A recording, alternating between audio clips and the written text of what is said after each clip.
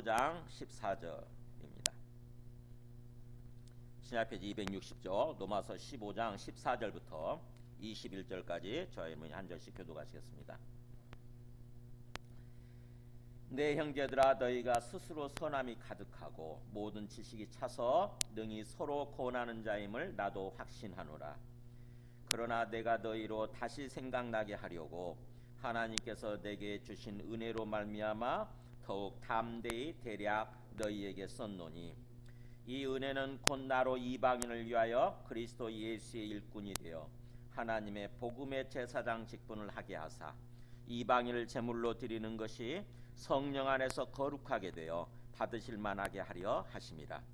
그러므로 내가 그리스도 예수 안에서 하나님의 일에 대하여 자랑하는 것이 있거니와, 그리스도께서 이방인들을 순종하게 하기 위하여 나를 통하여 역사하신 것 외에는 내가 감히 말하지 아니하노라. 그 일은 말과 행위로, 표적과 기사의 능력으로, 성령의 능력으로 이루어졌으며, 그리하여 내가 예루살렘으로부터 두루 행하여 일루리곤까지 그리스도의 복음을 편만하게 전하였노라. 또 내가 그리스도의 이름을 부르는 곳에는 복음을 전하지 않기를 힘썼노니, 이는 남의 터 위에 건축하지 아니하려 함이라. 기록된 바 주의 소식을 받지 못한 자들이 볼 것이요 듣지 못한 자들이 깨달으리라 함과 같으니라. 아멘. 앉으시겠습니다. 오늘 말씀은 로마서 이제 결론 부분입니다. 우리가 지난 3월부터 시작을 했죠. 로마서를 이렇게 말씀을 듣고 예배를 드려왔는데 한 10개월 걸렸네요. 그러니까 12월까지 하게 되면 한 11개월 이렇게 될 것 같아요. 그래서 로마서 말씀을 통해서 좀 이렇게 좀 깨달으셨는지 모르겠어요. 복음이 뭔지, 구원이 뭔지, 예수님 믿고 구원받는다는 게 뭔지 조금 이렇게 나름대로 내 말로 이렇게 얘기할 수 있어야 됩니다. 그러니까는 그냥 머리로 얼핏 들어가지고 지식적으로 좀 아는 정도에 그치면 안 돼요.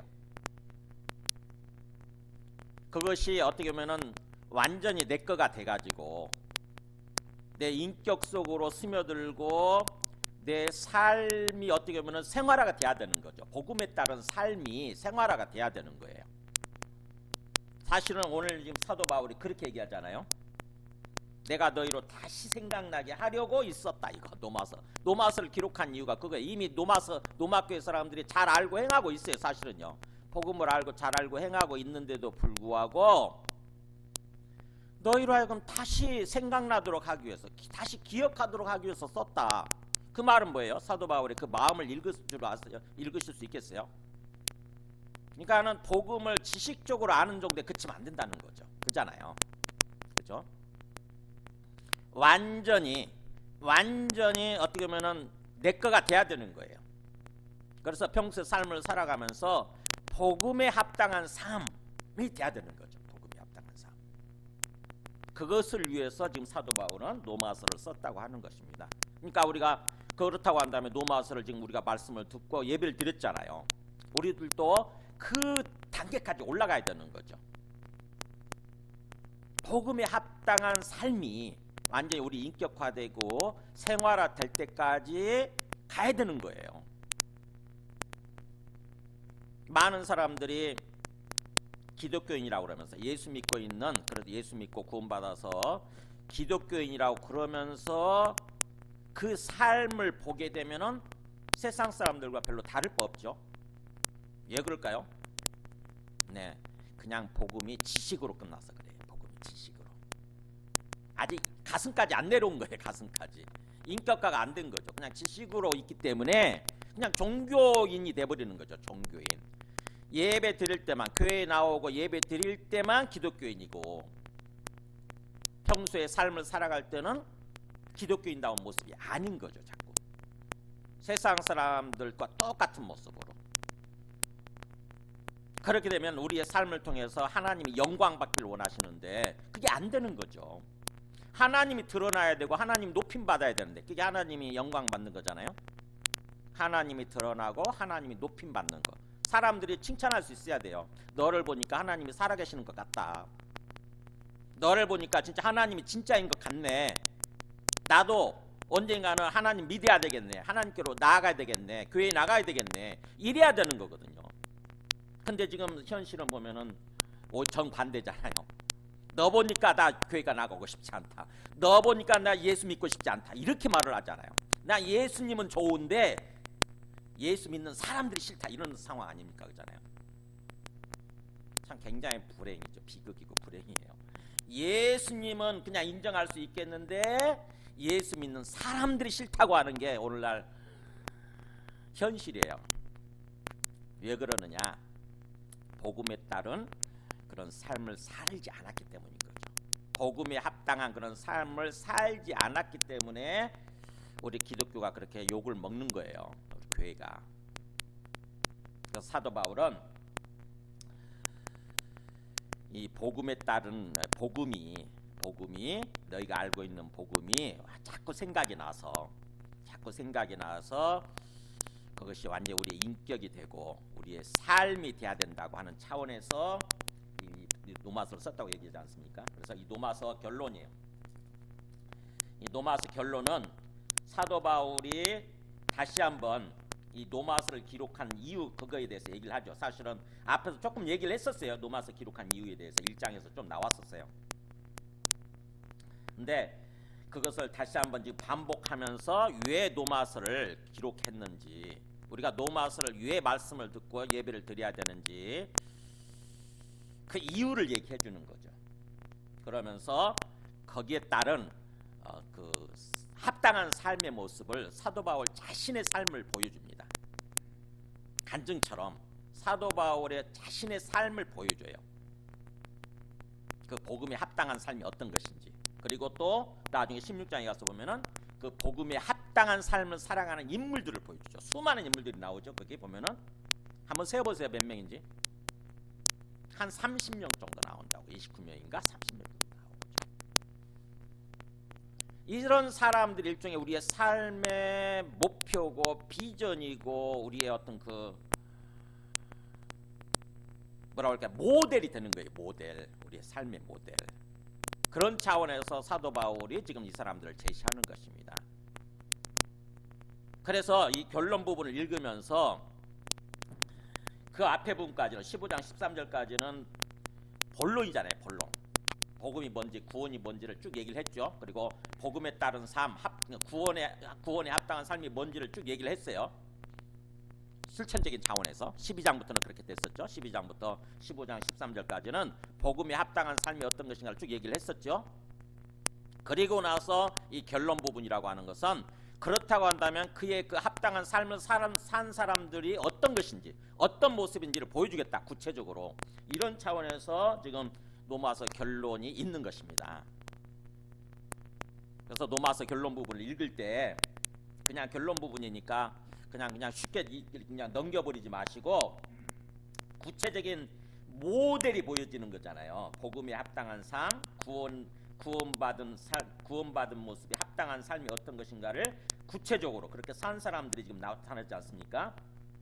그러니까 이 사람들을 일종의 우리 모델로 삼는 거예요. 나도 복음을 진정으로 알고 진정으로 내가 구원받았다고 한다면 이런 사람들처럼 돼야 되겠다. 이런 사람들처럼 살아야 되겠다라고 이 결론 부분에 등장하는 사도 바울과 사도 바울이 제시하는 수많은 사람들 그들을 우리의 삶의 목표로 모델로 삼는 것입니다. 그래서 그 사람들에 대해서 잠잠히 생각해 보는 거예요. 우리와 똑같은 사람들이잖아요. 그죠? 우리와 똑같은 사람들이에요. 근데 뭔가 우리와는 색다른 삶을 사는 거 아닙니까?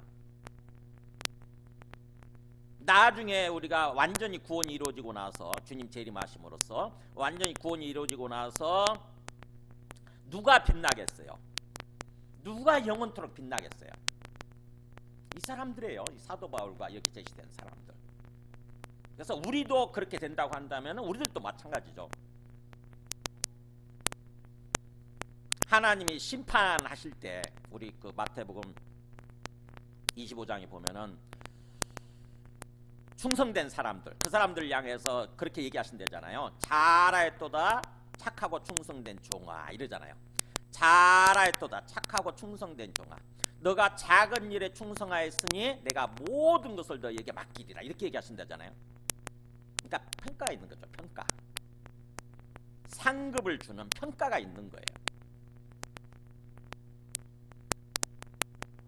그러면 우리가 언젠가 주님 앞에 섰을 때 우리도 그런 인정, 그런 칭찬을 들을 수 있어야 되는 거죠.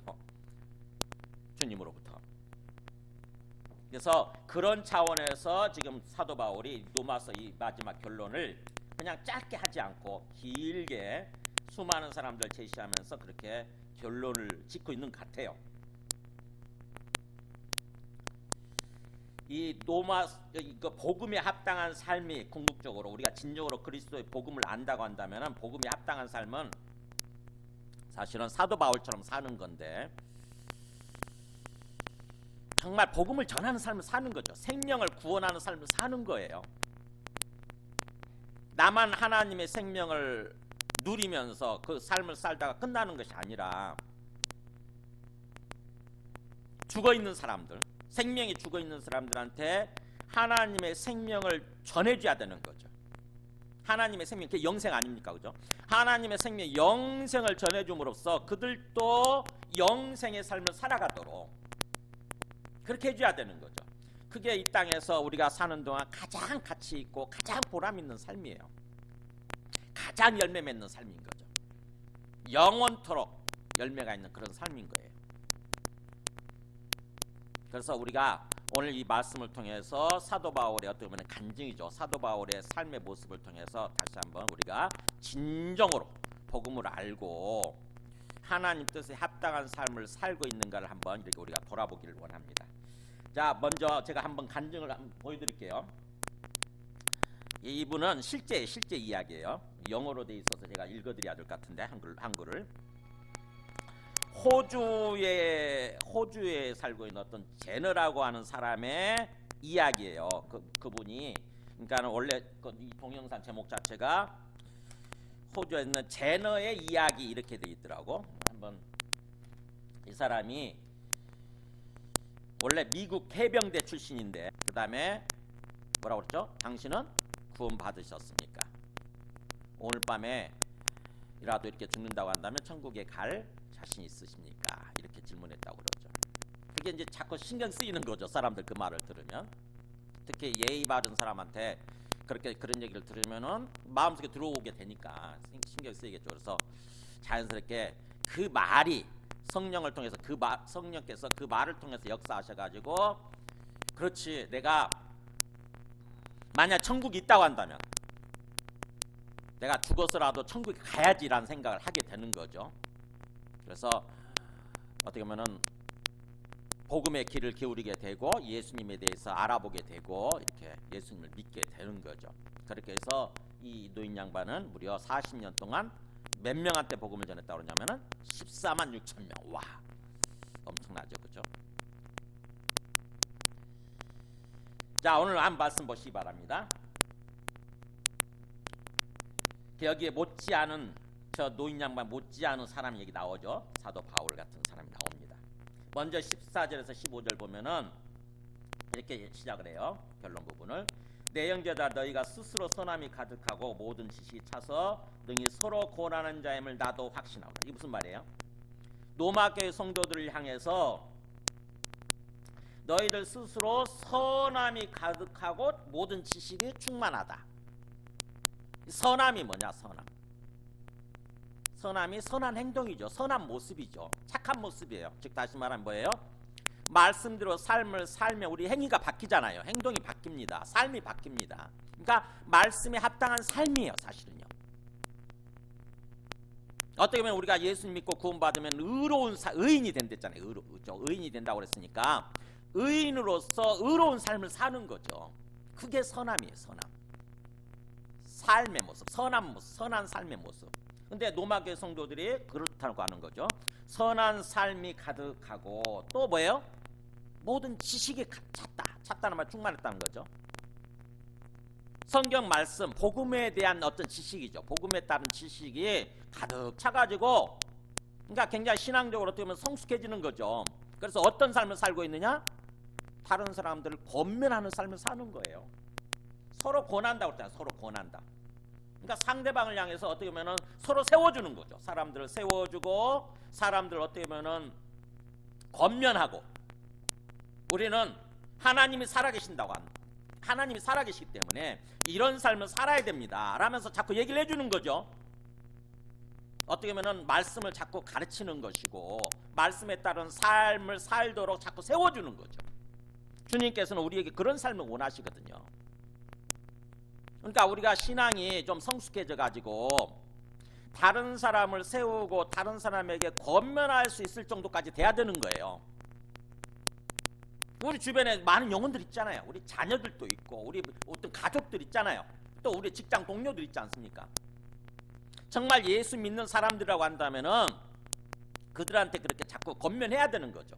그 수준까지 가야 돼. 근데 로마교회 성도들은 그런 사람들이다라고 하는 거죠. 서로 권할 수 있는 사람들이에요. 그걸 사도 바울도 확신해요. 로마교회 성도들에 대해서 사도 바울이 직접 만나지는 못했지만 충분히 아마 들었던 것 같아요. 로마교회가 얼마나 성숙해 있는지. 그렇게 확신함에도 불구하고 그러나, 그랬죠 15절에, 그러나 내가 너희로 다시 생각나게 하려고 하나님께서 내게 주신 은혜로 말미암아 더욱 담대히 대량 너희에게 썼다. 이게 노마서라는 거죠. 이미 너희들이 충분히 성숙해 있고 충분히 알고 있고 그런 삶을 살고 있지만, 서로 권면할 수 있는, 서로 권면하는 그런 삶을 살고 있지만, 그러나 내가 뭐예요? 다시 생각나게 하기 위해서, 다시 생각. 이 말의 의미, 사도 바울의 의도를 우리가 마음을 읽을 수 있어야 돼요. 이미 뭐예요? 로마교회 성도도 스스로 충분히 알고 있고 그런 삶을 살고 있음에도 불구하고 다시 생각나게 하기 위해서 뭘요? 네, 복음이죠. 복음이 뭔지, 구원이 뭔지. 로마서 내용이잖아요. 로마서 내용 15장 13절까지 그 내용들이에요. 그 내용들을 너희들이 다시 생각나게 하기 위해서, 다시 기억하기 위해서. 그래서 내가 하나님이 내게 주신 은혜를 따라서 더욱 담대히 대략 썼다. 이게 노마서다라는 거죠. 더욱 담대히, 대략이란 말이 무슨 말일까요? 네, 더욱 담대히란 말은 더 강하게 이런 뜻이에요. 더 강하게. 담대히란 말이 우리가 평소에 쓸 때는 대담하다는 말을 쓰잖아요. 대담하다. 근데 성경에서는 담대하다 이렇게 번역을 해놨죠. 대담하다는 뜻이에요. 강하게 이런 뜻이죠. 강하게. 더 강하게. 비교급입니다. 이게 원래 보면은 그 헬라어 단어를 보면은 더 강하게. 그리고 대략이란 말은 부분적으로, 그런 뜻이에요. 부분적으로. 그러니까 사실은 정확히 해석을 하면은 노마서를 쓰면서 어떤 부분에 대해서는 일부러 사도 바울이 더 강하게 얘기를 한 거예요. 더 강하게. 어떤 부분적으로, 어떤 부분에 대해서는. 왜냐하면은 이 로마교회 성도들이 복음이 뭔지 구원이 뭔지를 정확하게 알아야 되기 때문에 자꾸 마음속에서 생각하고 자꾸 그것을 곱씹으면서 되씹으면서 생각을 해야 되는 거죠.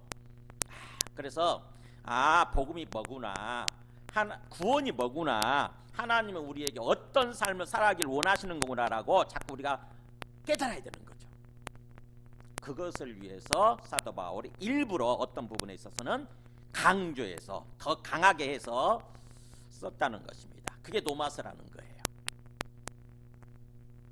그러니까 어떻게 보면은 노마서가 굉장히 긴 성경이잖아요. 그런데도 불구하고 사도 바울은 사실은 어떻게 보면 풀로 쫙 어떤 복음에 대해서 풀로 길게 완전히 자세하게 쓴 건 아닌 거죠. 사실은 핵심적인 것들만, 그죠? 복음에 대해서 핵심적인 것들만 강하게 어떤 부분을 강조하면서 이렇게 쓴 거예요. 그래서 우리가 이 노마서를 읽을 때 어떻게 읽어야 되는지 이렇게 여기서 힌트를 얻을 수 있죠, 그죠? 어떤 부분들이 읽다 보면은 참 우리가 받아들이기 힘든 그런 부분들이 있잖아요. 굉장히 강하게 얘기하는 부분들 있지 않습니까? 근데 일부러 그런 거죠, 사도 바울이. 일부러 그렇게 너희로 하여금 다시 생각하고 그래서 어떻게 보면은 계속 복습을 시키는 거죠. 복습. 기본적인 것은 복습이 중요해요. 여러분 공부 잘하는 사람들은요 기본적인 것에 강한 사람들이에요. 기본 개념 있죠. 아주 쉬운 개념 있잖아요. 가장 기본적인 거. 그것이 완전히 익히게 되면은 나머지 어떤 응용 단계로 나가게 되는 거죠. 자연스럽게 자꾸 우리 속에 그 능력이 있어요. 하나님께서 그 주신 능력이 있다. 잠재 능력이 있다고. 기본이 확실해지면은요 스스로 응용 능력이 생겨요. 그러니까 기본이라고 하는 것을 아무리 강조해도 지나치지 않는 거죠. 옛날에 보면은 양영자라고 하는 탁구 선수 있어요. 또 현정화라고 하는 탁구 선수 아시죠? 그분들이 와서 국가대표였잖아요. 그분들이 사랑의 교회 성도들이었거든요. 사랑의 교회 와가지고 서초동 사랑의 교회 와가지고 목사님들이 이제 그분들이 오니까 좋죠. 그래가지고 그분들한테 탁구를 가르쳐 달라고 그랬어요. 그랬더니 그분들이 그 양영자하고 그 현정화 그분들이 목사님들 모아놓고 뭐만 훈련시키냐면요. 진짜 계속 이것만 훈련시키나 이거 계속 기본 아주 기본 있잖아요. 이거 낙해들 이것만 쟤는 계속 이게 완전히 몸에 굳어야 된다는 거예요. 우리는 어떻게 탁구를 어떻게 합니까? 보면은 탁구 치면은 먼저 이기기 상대방 이기기 위해서 아주 잔재주 피우는 거 있잖아요. 기교 부리고 잔재주 피우는 그런 거 서브를 깎아서 넣는다거나 그거 하잖아요. 근데 그 사람들은 그렇게 훈련시키지 않은 거예요. 가장 기본적인 것을 철저하게 훈련시키다 보니까 나중에 그 목사님들이요 진짜 탁구를 잘 치는 거예요. 정말 탁구를 잘 치는 거예요. 그러니까 우리가 어떤 분야든지 아마 여러분 인생 경험을 통해서 아실 거예요. 어떤 분야든지 내가 내 분야에 대해서 어떤 처음 신입이 들어와 가지고 그죠? 처음 신입이 들어와 가지고 내한테 그 사람을 교육시키도록 훈련시키도록 맡겼다고 생각해 보세요. 내한테. 그럼 우리 어떻게 교육시키겠어요? 가장 기본적인 것을 계속 강조하고 해 가지고 가장 기본적인 것이 확실하게 그 사람한테 익숙해지도록 바뀌도록 그렇게 교육을 시킬 수밖에 없어요. 우리가. 그래서 기본이 강해지면 기본이 확실해지면 나머지는 자연스럽게 되는 거죠. 자연스럽게. 사도 바울이 지금 그런 차원에서 얘기를 하는 거예요. 너희들이 이미 잘 알고 있는 거 안다. 그리고 또 그 잘 알고 있고 그 말씀대로 그 지식대로 잘 행하고 있다고 하는 것도 안다. 그러나 그럼에도 불구하고 내가 너희로 다시 생각하도록 하기 위해서 계속해서 뭔가 생각나도록 하기 위해서 내가 이 로마서를 기록했다라고 하는 거죠. 그래서 우리는 이 로마교회 성도들처럼 그렇게 다른 사람을 가르치고 또 세워주고 다른 사람을 권면하는 그런 수준까지 그런 단계까지 가야 되는 거예요. 여러분 이 땅에서 신앙생활의 목표가 무엇입니까? 이 로마교회 성도들은 제대로 배웠고 제대로 행하고 있는 거죠. 그냥 나 혼자만의 삶에 그치지 않고 있는 거예요. 내 주변에 있는 사람들을 그들을 생각하고 그들을 올바로 세워주기 위해서 그런 지금 삶을 살고 있는 거죠. 주님은 우리한테 그런 삶을 원하시거든요. 에베소서 4장 11절 보면 우리의 신앙생활의 목표가 나와요. 이렇게 보면은 주님께서 어떤 사람은 사도로 세우고 선지자로 세우고 어떤 사람은 복음 전하는 자로 세우고 어떤 사람은 목사와 교사로 이렇게 세웠다고 하시면서 그 이유 목표가 뭐냐면 한번 12절 읽어볼까요? 이는 성도를 온전하게 하여 봉사일을 하게 하며 그리스도의 몸을 세우리 하심이라. 여기 나오잖아요. 이 목표. 뭐예요? 이 사람들 그러니까 목회자가 서 있는 이유는 뭐예요? 성도들을 예수 믿는 우리 사람들이죠. 예수 믿는 사람들을 온전하게 해줌으로써 온전한다는 게 뭐예요? 영어로 위킵이라는 단어 써요. 위키핑 뭐죠? 세워주는 거예요. 말씀으로 잘 교육하고 훈련시켜야 할 그 사람을 세워줌으로써 온전하게 만드는 거죠. 세워줌으로써 그 사람이 어떤 삶을 살아가느냐? 봉사일이었잖아요. 봉사. 섬기는 삶. 봉사 그러면은 자꾸 뭔가 그냥말로 어떻게 보면 그냥 몸이 조금 이렇게 뭔가 청소하고 이런 것만 봉사라고 생각하기 쉬운데 그렇지 않습니다. 봉사는 뭐예요? 네, 어디 목자가 돼가지고 또는 순장이 돼가지고 다른 사람들을 세우는 것도 이 봉사예요. 그러니까는 뭔가 내가 다른 사람들을 섬기는 거 이게 봉사죠. 다른 사람들 섬기는 거. 그렇게 함으로써 궁극적으로 우리의 섬김을 통해서 뭐가 세워집니까? 그리스도의 몸이 세워지도록 하겠어요. 이 그리스도의 몸이 뭐죠? 이게 뭘 것 같으세요? 교회예요. 교회. 교회는 주님의 몸, 교회는 그리스도의 몸이라고 그러잖아요. 예수 믿는 사람들이에요. 예수 믿는 사람들, 교회가 왜 그리스도의 몸이냐? 그리스도의 역할을 대신하는 거죠. 주님의 역할을 대신하는 게 교회거든요. 주님은 지금 하늘에 올라가 계시고 그 머리로서 역사하는 거죠. 위에서 자꾸 머리로서 우리한테 지시를 내리시고 말씀을 하시고 자꾸 역사하는 거예요. 성령을 통해서. 그러면 우리는 그리스도께서 하셔야 될 일, 그리스도께서 하실 수 있는 일을 우리가 해야 되는 거예요. 교회라고 하는 것은, 예수 믿는 사람들은. 그게 그리스도의 몸이란 뜻이에요. 그리스도께서 지금 이 땅에 계신다고 한다면 무슨 일을 하실까? 우리가 그 일을 해야 되는 거죠. 무슨 일 하시겠어요? 이 땅에 오셨을 때 무슨 일 하셨어요? 주님의 말씀 깨닫게 하시고, 그죠? 주님의 말씀 계속 가르쳐 주시고, 그 다음에 뭐예요? 하나님의 백성이 되어서 하나님의 통치를 받는 삶을 살아가게 하셨잖아요, 그죠? 하나님 나라의 삶을 살아가게 하셨잖아요. 우리들도 마찬가지예요. 우리들도 그리스도의 몸으로서 그렇게 하나님 나라의 삶을, 하나님의 통치를 받는 하나님 나라의 삶을 살아가게끔 우리가 해야 되는 거죠. 그게 그리스도께서 하실 수 있는 일이거든요. 하시고자 했던 일이거든요. 우리가 그 일을 하도록 이렇게, 그러니까 우리가 신앙생활, 지금 제가 목회자가 이렇게 세워져 있고 수많은 사역자들이 세워져 있는 이유는 뭐냐면은 우리 한 사람 한 사람이 저 단계까지 가야 되는 거죠.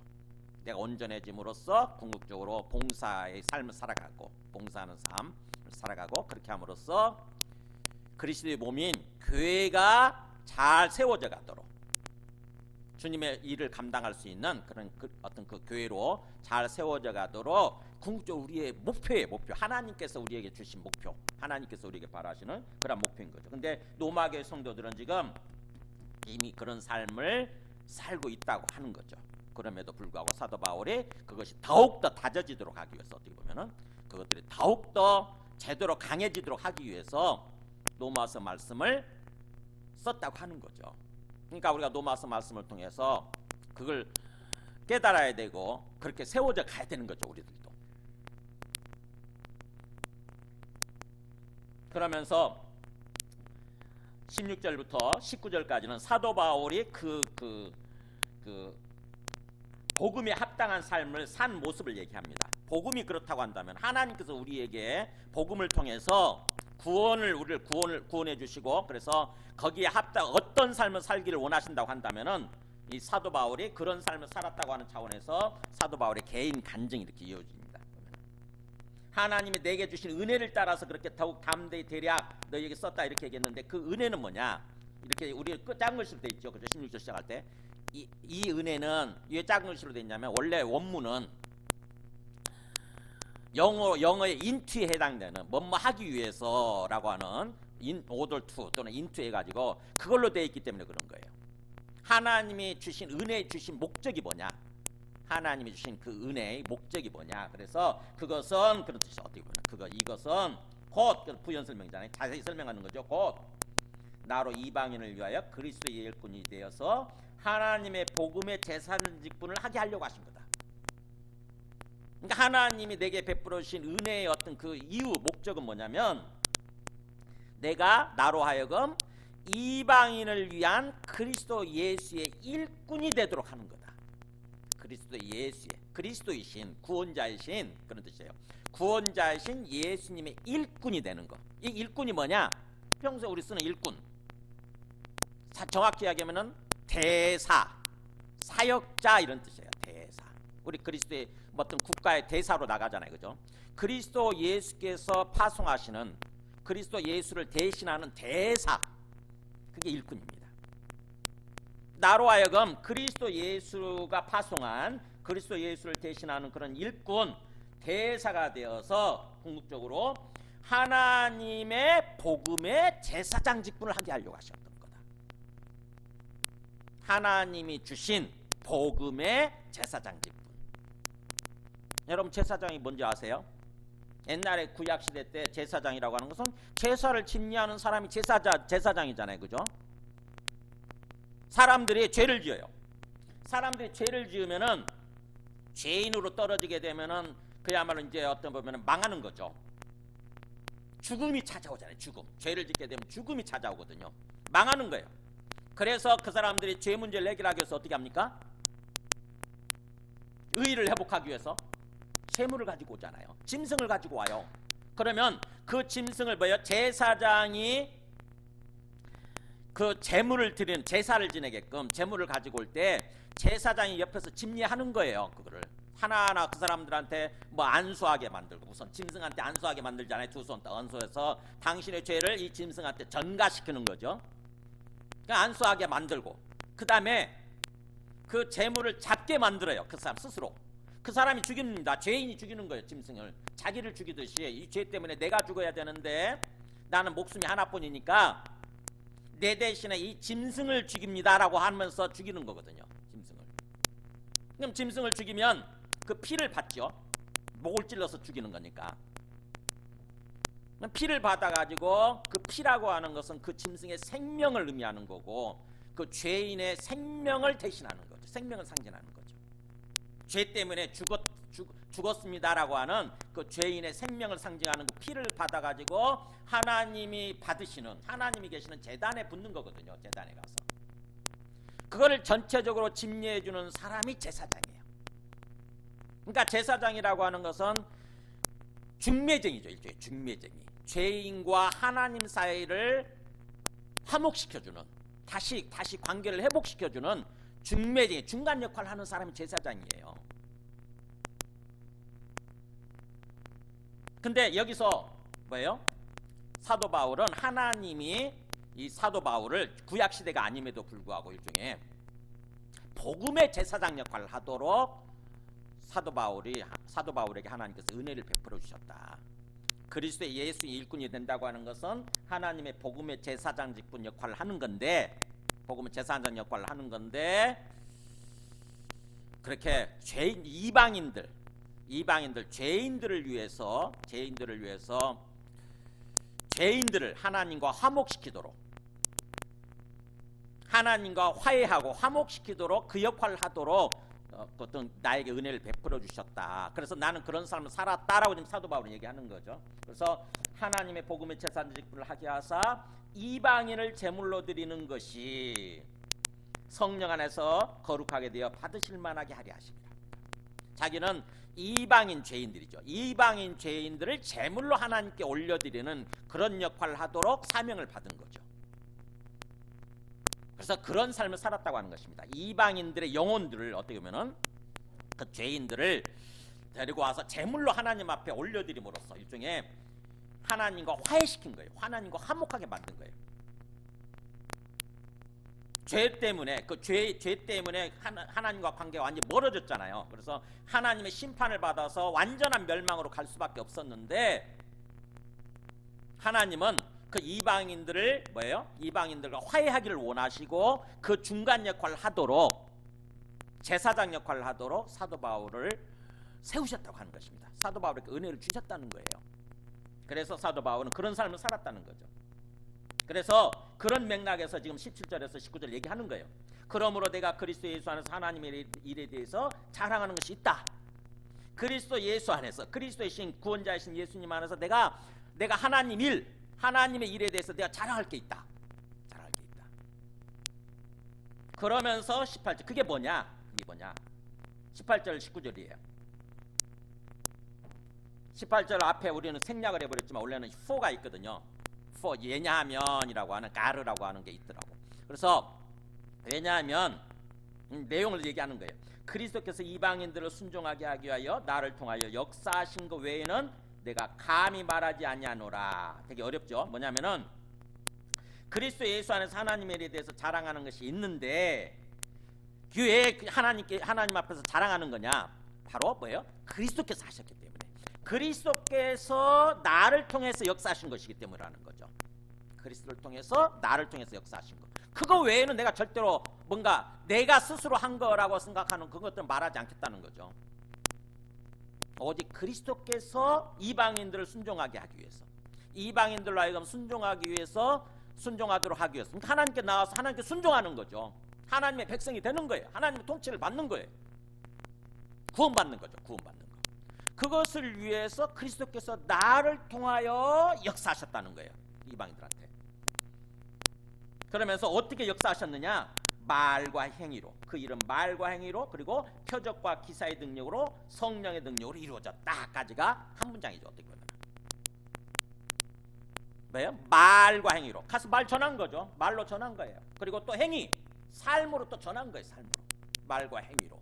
그러면서 또 뭐예요? 표적과 기사가 나타났는데, 기사는 기적이죠. 표적과 기적이 나타났는데 그게 뭐예요? 성령의 역사로, 성령의 능력으로 말미암아서 그런 것들이 나타났다고 하는 거죠. 그러니까 우리가 사도 바울이 복음을 전할 때 어떤 일이 일어났는가, 어떤 모습으로 복음을 전했는가가 상상이 되지 않습니까? 그죠? 말로 전했고 행위로 전했고, 그러면서 성령이 역사하셔서 표적이 나타났고 기사가 나타났고, 그렇게 해서 그들은 진짜 하나님이 진짜구나, 사도 바울이 전하는 하나님이 진짜 살아계시는구나, 진짜 예수가 그리스도 맞구나라고 그들은 받아들이게 되는 거죠. 그렇게 하나님의 일이 일어났다고 하는 거죠. 그렇게 함으로써 어디까지 복음을 전했느냐, 사도 바울이 이제 그게 나오죠. 보면은 그런 식으로 해서 복음을 전했는데, 그리하여 내가 예루살렘으로부터 두루 행하여 어디까지? 일루리곤까지 그리스도의 복음을 편만하게 전하였노라.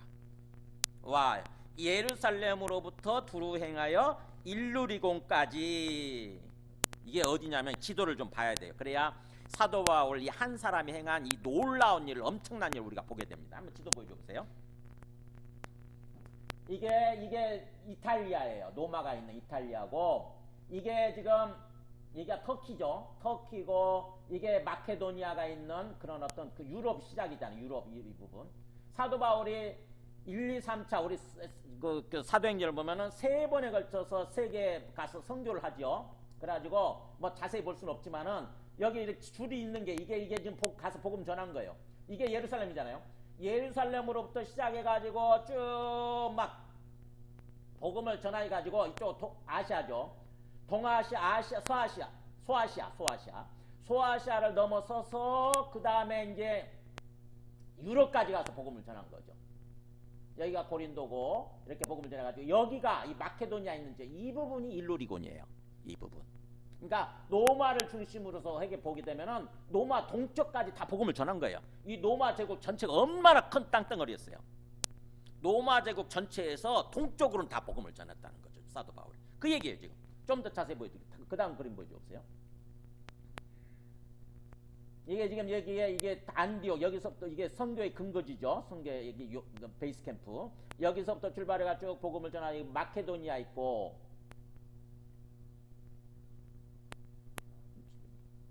그 다음에 3차 세계대전 때, 그 다음에 여기 보면 여기가 이게 일루리곤, 여기 있잖아요. 마케도니아 위에. 우리 또 성경은 달마디아로 갔다라고 하는 달마디아가 여기에요.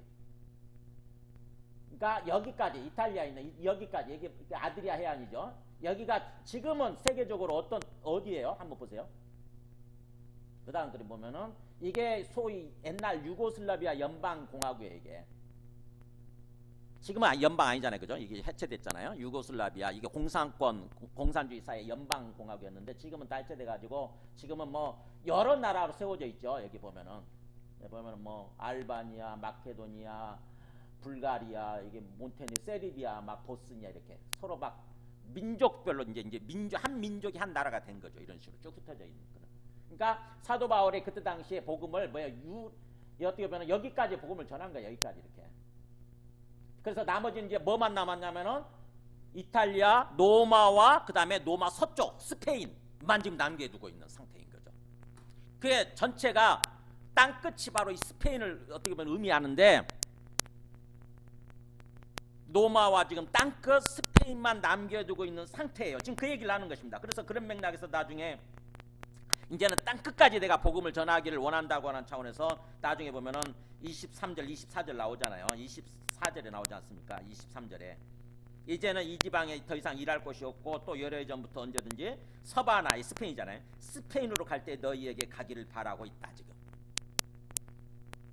그러니까 사도 바울이 비전이 뭔지를 아시겠어요? 로마 제국 전체를 복음화시키길 원했던 거예요, 사도 바울이. 로마 제국 전체, 그게 온 땅이죠. 어떻게 보면 그때 당시 온 땅을 예수님이 그렇게 말씀하셨잖아요. 오직 성령이 너희에게 임하시면 너희가 권능을 받고, 그 다음에 어떻게 되죠? 예루살렘과 온 유대와 사마리아와 땅끝까지 이르러 내 증인이 되리라. 이렇게 예수님이 말씀하셨어요. 사도행전 1장 8절에. 예루살렘부터 시작해서 유대 지방으로, 그 다음에 사마리아 땅으로, 그 다음에 땅끝까지 복음이 전해지게 될 거다. 복음을 전하게 될 거다. 그렇게 예수님이 승천하시기 전에 이렇게 말씀하셨는데, 그거를 사도 바울은 자기 비전으로 받아들인 것입니다. 자기 비전. 아, 이 비전은 나에게 주신 거야. 이거 내가 할래. 내가 그렇게 비전을 받아들인 거예요. 그래가지고 그 복음을 지금 전해왔다는 거죠. 그러니까 사도 바울은 복음이 뭔지, 구원이 뭔지를 정확히 알기 때문에 그 복음에 합당한 삶, 구원에 합당한 삶을 이렇게 살아왔다고 일종의 자기의 어떤 간증이죠. 간증처럼 얘기를 하는 것입니다. 여러분, 그러면 우리가 사도 바울만 제사장으로 세워졌을까요? 복음의 제사장으로? 성경에 보면은 베드로전서 2장 9절 보세요. 우리 모두도 다 그렇게 제사장이라고 얘기합니다. 보세요. 사도 베드로가 뭐라고 얘기하라고 보세요. 베드로전서 2장 9절. 여기 보면은 너희는 택하신 족속 읽어볼까요? 왕 같은 제사장들이요. 이렇게 나오죠. 그러니까 우리 정체성이 뭔지, 우리 아이덴티티에서 얘기해요. 천천히 생각해 보세요. 너희는 택함 받은 민족이다. 족속이다. 별도 민족. 우리 한민족이지만 우리 한민족을 놓고 얘기하는 게 아니라 우리는 예수 믿는 예수 족속이에요. 예수 족속. 예수 믿는 사람들은 예수 족속이에요. 예수 족속, 예수 지파. 그러나 너희는 그렇게 택함 받은, 하나님이 택하신 그런 족속이고, 그러면서 또 우리는 뭐예요? 왕 같은 제사장들이다. 제사장이라는 거예요. 구약시대 아닌데 상징적으로 얘기하는 거죠. 이게 은유법이라잖아요. 은유법을 얘기하는 거니까. 너희는 제사장들이야. 너희들도. 근데 왕 같은 뭐예요? 아주 왕 같은, 굉장히 존귀한, 고귀한 왕 같은 그런 제사장들이라는 거죠. 하나님께서 그렇게 우리를 엄청난 권세를 준, 왕이 갖고 있는 권세가 엄청나지 않습니까? 그런 것처럼 왕 같은 권세 제사장들을 우리가 세워졌다. 그 다음에 또 우리는 우리 자체가 거룩한 하나님의 나라다. 이렇게 해야죠. 우리가 하나님의 나라예요. 우리가 예수 믿는 사람들이 거룩한 하나님의 나라. 그 다음에 또 그의 소유가 된 백성이다. 소유가 뭐냐면은 보배예요. 보배. 예수님의 보배 덩어리들이다. 예수님의 보배가 되어 있는, 보물이 되어 있는 그런 하나님의 백성들이라는 거죠. 이게 이 네 가지와 우리의 정체성에 대해 얘기하고, 하나님이 우리를 이렇게 세워주셨는데 그 이유, 목적이 뭐냐면 여기 나오죠. 이는 너희를 어두운 데서 불러내어 그의 기이한 빛에 들어가게 하신 이에 같이 있습니다. 아름다운 덕을 선포하게 하려 하십니다. 하나님이 왜 우리를 이렇게 세워주셨느냐? 우리가 무서운 삶을 살라고요? 네, 우리로 하여금 어둠 속에서 살고 있었어요. 우리는 영적 어둠, 영적 세계 전혀 알지 못하고, 하나님 알지 못하고, 그저 어떤 육신의 욕망을 쫓아서 어둠 속에서 삶을 살고 있었는데, 어둠의 자식들처럼, 사탄의 자식들처럼 그렇게 살고 있었는데, 거기서 불러냈죠. 우리를 하나님이 예수를 통해서 우리를 불러내가지고 우리를 뭐예요? 빛 가운데로 나오게 만드신 거죠. 빛 가운데로 불러내신 거예요. 그래서 하나님의 백성이 되고 하나님의 자녀가 된 거죠. 그렇다고 한다면 그분의 아름다운 덕을 선포하게 하기, 이게 뭐예요? 바로 복음을 전하는 거죠. 이게 하나님의 아름다운 덕을 선포한다고 하는 것은 가서 뭐예요? 세상에 가서 하나님을 전하는 거예요. 그런 삶을 살도록 하기 위해서 우리를 그렇게 왕 같은 제사장으로 세워주셨다는 것입니다. 그러니까 사도 바울만 제사장 역할을 하는 것이 아니라 우리들도 제사장 역할을 해야 되는 거예요. 우리들도 이 땅에서 삶을 사는 동안. 그렇다고 해서 오해하면 안 돼요. 다 모든 거 직장일 다 그만두고 풀타임 선교사 사역자가 되라는 얘기는 아니에요. 우리가 어떤 삶을 살든지 궁극적인 우리의 삶의 이유, 목적이 뭐냐면은 복음이 전해지는 거예요. 내 주변 사람들한테 복음이 전해져서 그들도 어둠 속에서 나와서 빛 가운데로 들어오도록 해줘야 된다고 하는 것입니다. 즉 다시 말하면 그들이 하나님을 알게 되고 하나님과 화목하는 그런 삶을 살아야 되는 거예요. 그래서 고린도후서 5장 18절 보면 사도 바울이 이렇게 얘기하죠. 고린도 교회 사람들한테 한 얘기예요.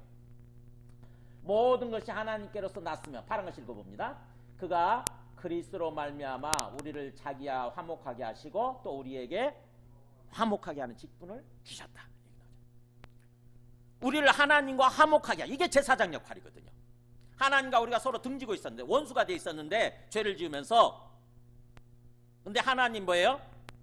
복음을 통해서 우리를 자기와 화목하는 거죠. 예수 그리스도를 믿게 됨으로써 우리가 하나님과 다시 화해하고 화목하게 되는 거예요.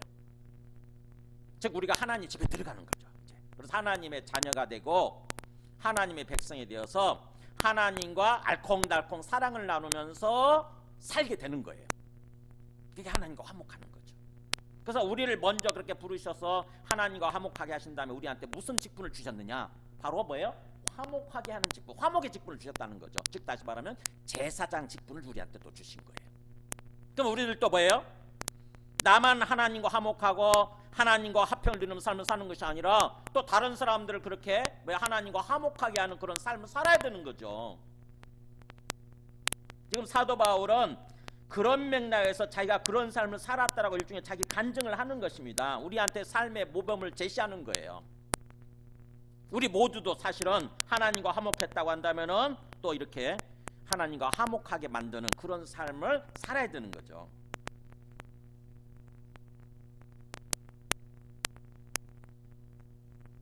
내 가장 가까운 사람들 있잖아요.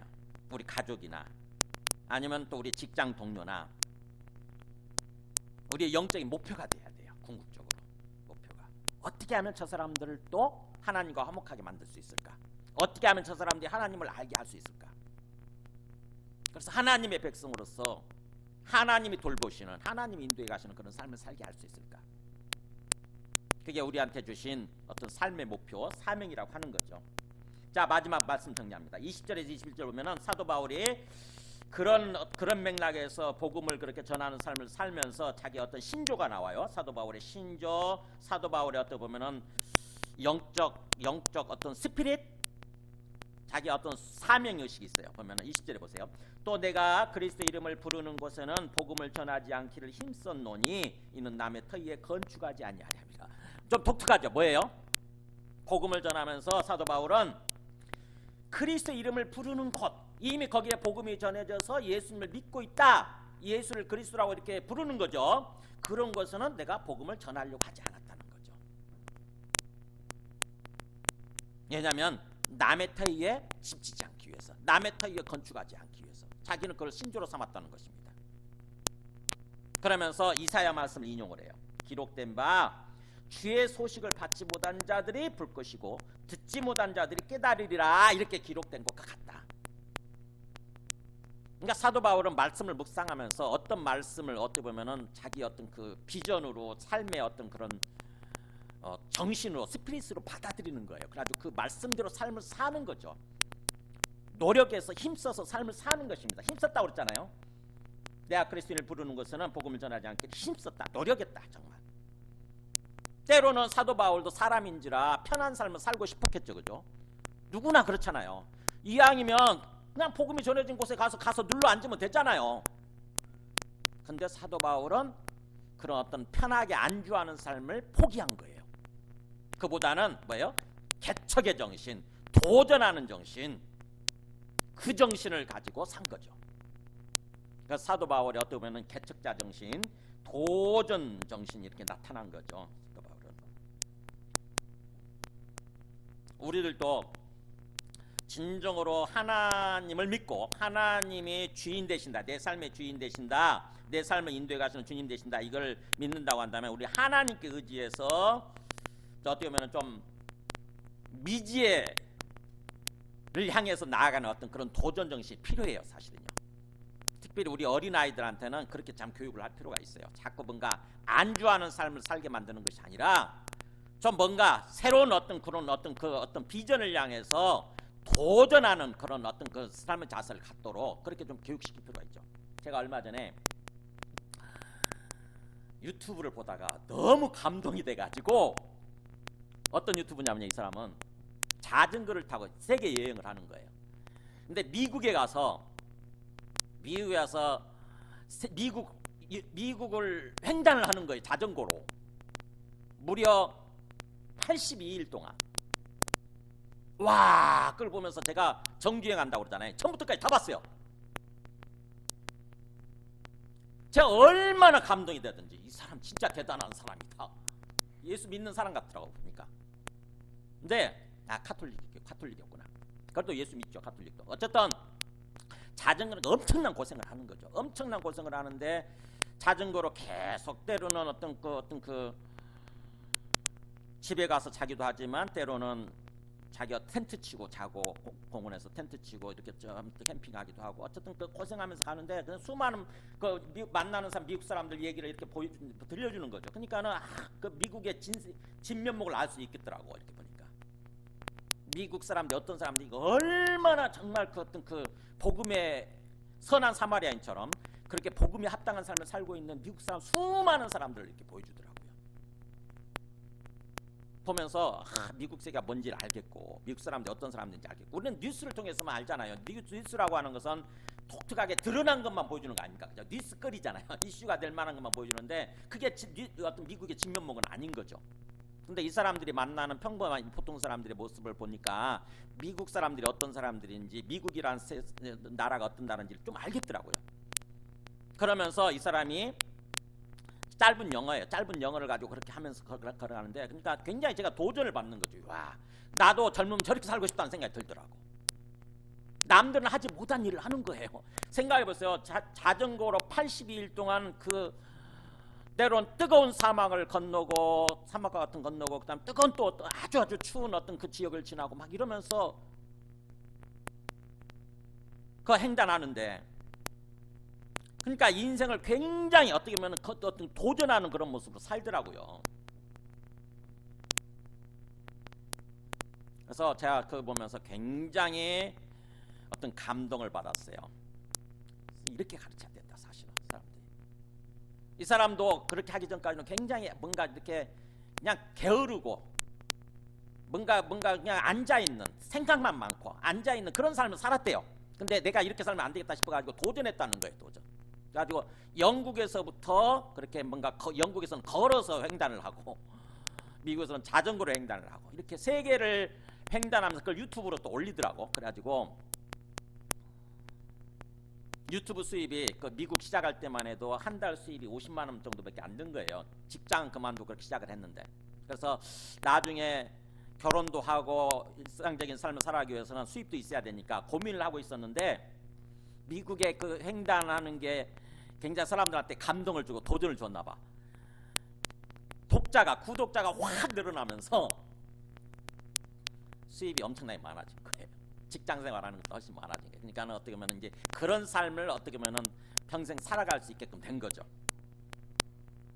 어쨌든 그렇게 그 사람처럼 이 사도 바울도 어떻게 보면 굉장히 어떤 안주하는 삶을 사는 것이 아니라 하나님이 내가 이런 삶을 바라신다, 소망하신다 그런 생각을 하고 굉장히 뭔가 개척자의 정신을 가지고 도전하는 정신을 가지고 그렇게 삶을 살았다고 하는 것입니다. 그래서 사도 바울에 의해서 결국 사도 바울은요 온 세상을 복음화시키는 로마 제국 전체를 복음화시키는 엄청난 놀라운 일을 행한 거예요. 놀라운 삶을 산 거예요.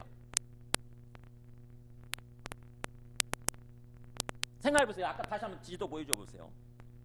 전체 이 지도 보면은 생각해보세요. 이 로마 제국 이게 로마 제국 동부인데 여기서 끝나지 않고 로마 제국 전체 이쪽 서쪽까지 스페인까지 해가지고 사도 바울이 정복한 거예요. 영적으로 정복한 것입니다. 어떻게 보면은 로마 황제들은 인간들은 어떻게 보면은 무력으로 정치력으로 정복했다고 한다면은 사도 바울은요 복음을 가지고 정복한 거예요.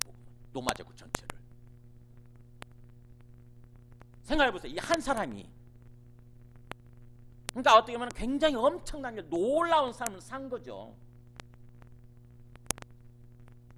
사도 바울만 그럴 수 있느냐?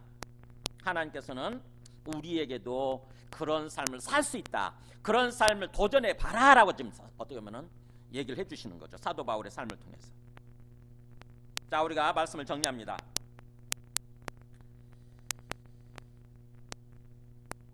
이 사도 바울이 아까 나는 내가 너희로 하여금 다시 생각나게 하려고 이 로마서를 썼다고 그랬는데 이 로마서 내용에 통해서 우리가 복음이 뭔지 구원이 뭔지 어떻게 좀 생각이 나세요?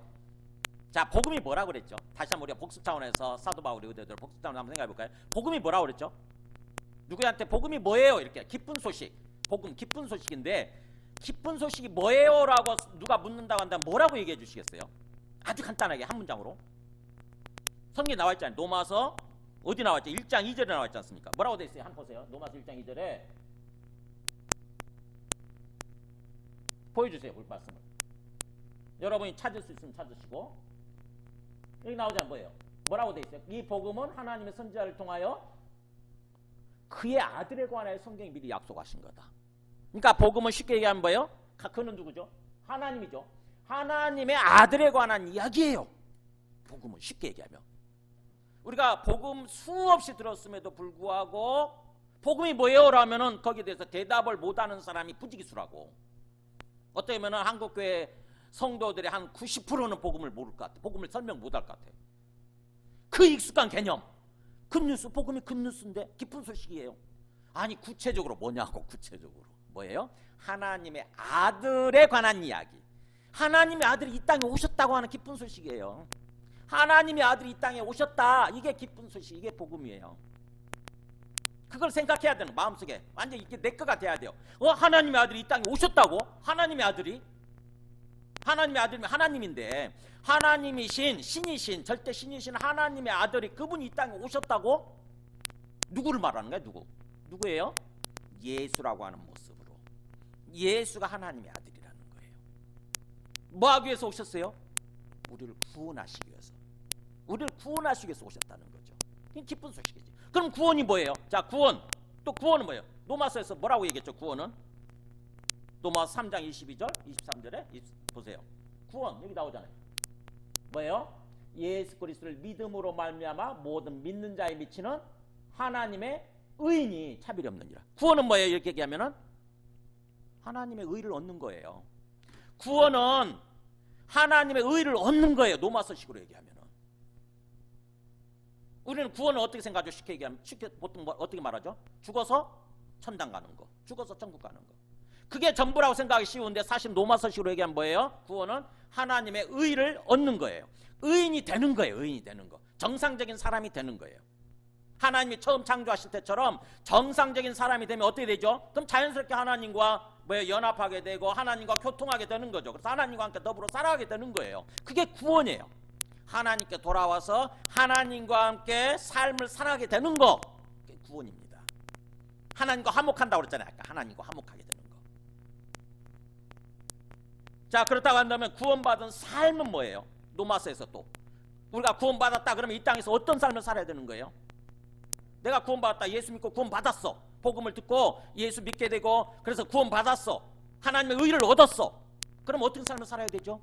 로마서 5장 1절에 나오죠. 여기 보세요. 읽어볼까요? 우리가 믿음으로 의롭다 하심을 받았으니 같이 읽습니다. 우리 주 예수 그리스도로 말미암아 하나님과 화평을 누리자. 이제 하나님과 화평을 누리자.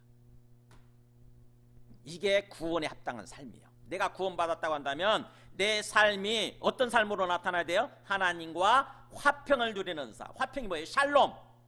하나님과 자꾸 싸우는 것이 아니라 하나님과 대립하고 갈등하고 이러는 것이 아니라 뭐예요? 하나님과 화평을 누리는 삶. 알콩달콩 사랑을 나누면서 하나님과 함께 오손도손 이야기를 주고받으면서 하나님과 함께 인생길을 걸어가는 거죠. 하나님이 온전히 주관하시고 인도해 가시는 통치해 가시는 그런 삶을 사는 거예요. 그게 구원받은 삶이에요. 이런 것들을 사도 바울은 생각나게 하기 위해서 강조해서 기록했다고 하는 것입니다. 로마서를. 그러니까 우리가 로마서를 통해서 이걸 생각해야 돼. 완전히 계속 생각하고 한번 내가 들어서 끝나는 것이 아니라 이게 완전히 내 거가 돼야 돼요. 완전히. 복음은 뭐야? 구원은 뭐야? 내가 구원받았으면 이 땅에서 어떤 삶을 살아야 되는가? 구원에 합당한 삶을 사는 어떤 모습인 거야? 완전히 내 거가 돼야 되는 거죠. 완전히. 기본이 강해져야 돼. 기본이. 이 땅에서 삶을 살면서 나중에 뭐예요? 그런 하나님과 화평을 누리는 삶을 살다 보면 나중에 우리한테 궁극적인 소망이 뭡니까? 궁극적인 소망. 로마서 5장 9절에 나오죠. 이거 나오잖아요. 그러면 이제 우리가 그의 피로 말미암아 의롭다 하심을 받았으니 그 다음에 같이 읽어요. 더욱 그로 말미암아 진노하심에서 구원을 받을 거다. 이게 뭐예요? 진노가 심판이잖아요. 하나님이 진노하셔 심판하세요. 그러니까 뭐예요? 나중에 예수님 재림하실 때 하나님이 심판하시는데 예수님이 심판하시는데 우리는 거기서부터 완전한 구원에 이르게 되는 거죠. 부활하게 되고 완전히 천국으로 진짜 완전히 천국으로 들어가는 거예요. 그때. 그러니까 우리가 천국에 들어가는 것은 사실은 곧바로 죽어서 가는 게 아니고 정확히 얘기하면은 예수님 재림하실 때 심판이 끝나고 일어나는 거죠. 완전한 구원에. 그래서 그 소망을 갖고 사는 거예요. 예수님의 재림과 완전한 구원에 이르는 것을 소망하면서 마음속에 그 소원을 품고 이 땅에서 하나님과 화평을 누리는 삶을 사는 것입니다. 그게 복음이고 그게 구원이에요. 로마서는 그걸 얘기를 하고자 하는 거죠. 그래서 사도 바울의 의도대로 우리가 이 로마서를 통해서 정말 제대로 알아야 되는 거예요. 제대로. 자, 말씀을 정리합니다. 우리가 남은 생에 어떤 삶을 살 것인가, 무엇을 위해서 살 것인가. 내가 진정으로 예수님 믿고 구원 받았다고 한다면은 궁극적으로 우리의 삶의 목표, 가장 핵심적인 가치, 무엇을 위해서 살 것인가. 사도 바울처럼 사는 것입니다. 복음을 전하는 삶을 사는 거예요. 복음을 전하는 삶. 전도 또는 선교, 온 세상의 영혼들을 하나님께로 인도하는, 하나님과 화목하게 만드는 그런 삶을 사는 거예요. 사도 바울을 통해서 우리가 도전을 받아야 됩니다. 사도 바울의 삶을 보면서 어떤 사람이 그렇게 얘기를 했어요. 정말 사도 바울처럼 위대한 삶을 살고 싶으냐? 그러면 위대한 비전에 도전하라 이거죠. 위대한 비전에 동참하라. 이런 얘기를 했어요. 위대한 비전에 동참하라. 그러니까 우리가 자꾸 이 세상에서 뭔가 작은 일 때문에 자꾸 실망하고 낙심하고 주저앉게 되고 포기하게 되고 또 다른 사람들 자꾸 어떤 그 싸우고 왜 그러냐면은 왜 그런 삶을 사느냐면은 사실은 비전이 없을 때 그래요. 비전이 없게 되면 자꾸 작은 것이 그게 하나님이 돼가지고 내 마음속에 들어오잖아요. 근데 비전이 있으면 온 세상을 품는 비전이 있게 되면은요 조그마한 일에는 신경도 안 써요. 그래서 우리가 비전이 중요해요. 성경에는 항상 비전이 중요하죠.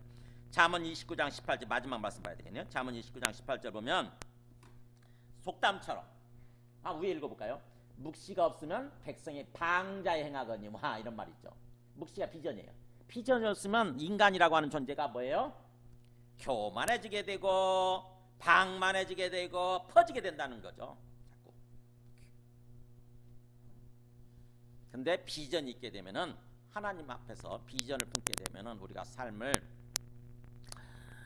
일어나서 어떻게 보면 힘 있는 모습으로, 그죠? 하나님 앞에서 힘 있는 모습으로 뭔가 새로운 것에 도전하고 모험을 위해서 모험하고 그런 삶을 살아게 되는 거죠. 그래서 정말 위대한 일을 이루는 하나님의 능력으로 하나님의 역사로 위대한 일을 이루는 그런 위대한 삶을 살게 된다고 하는 것입니다. 사도 바울처럼 우리들도 그런 삶을 지금 살아야 되는 거죠. 자, 우리 함께 찬송하고 기도하겠습니다. 우리 가까운 사람들 향해서 적용 차원에서 가까운 사람들 향해서 어떤 생각을 품고 있나 보세요. 궁극적으로 그들이 정말 하나님의 사람으로 세워지도록 그 목표를 가지고 그들을 위해서 계속 기도하고 그들을 세워주고 왜요? 또 그렇게 살아가는 사람들을 위해서 우리가 그야말로 물질로도 헌신하고 그런 삶을 살아야 되는 거예요. 우리가 직접 나가서 전도하지 못한다고 한다면 좀 우리 환경상 직접 나가 전도하지 못한다면 그것을 위해서 기도하는 거고 내가 후원할 수 있는 내가 뭔가 그 사람들 도울 수 있는 최선의 어떤 그런 도움을 주면서 사는 것입니다. 그것이 위대한 비전에 동참하는 길이에요.